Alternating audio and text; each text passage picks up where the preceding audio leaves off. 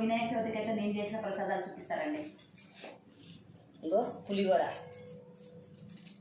ఇది పులిహోర. ఆ తర్వాత ఇది లెమన్ రైస్, దేవుడికి అయితే ఎప్పుడు చేస్తూ ఉంటాను. మోదకులు, ఇది మోదకులు. అలాగే స్వీట్ కుడుములు, అది పూర్ణం కుడుములు. ఇవేమో నార్మల్ కుడుములు, ఇవి పూర్ణము గజ్జలు. ఆ తర్వాత ఇవి చెన్న, ఇది బాయిల్ చేసేసి ఇలా చేసి పెట్టిన. ఆ తర్వాత ఇది ఇలా చేస్తుంటాను అన్నమాట ఎవ్రీ ఇయర్. ఆ తర్వాత ఇది దేవుడికి ఉండ్రాల పాయసం. ఆ తర్వాత దద్దోజనం.